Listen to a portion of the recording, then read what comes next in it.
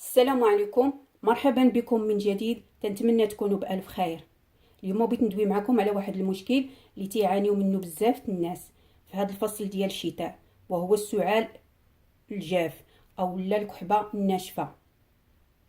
اليوم جبت لكم واحد الوصفه اللي هي فعاله وطبيعيه. كل ما تنحتاجو الكمون البلدي. حنا تنعرفوا نميزوه، تيكون حبيبات صغار ورائحه قويه. تناخدو واحد الكميه ديال الكمون اللي بغينا نستعملو في داك النهار بالضبط، يعني تناخدو ملعقه كبيره اولا 2 معالق كبار، تنطحنوهم حتى تنحصلوا على واحد المسحوق تيكون رقيق كي تتشوفوا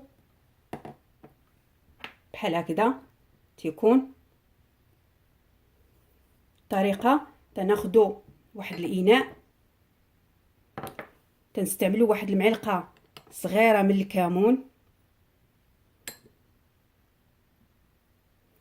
تنضيفوا عليها 2 معالق صغار ديال زيت الزيتون.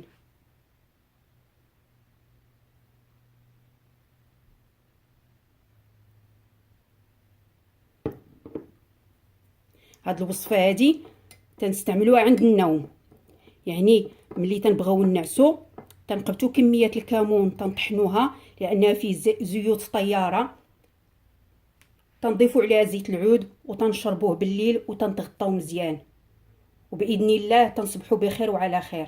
تنتمنى ان هذه الوصفه تجربوها وتنفعكم، والى اللقاء في فيديو جديد.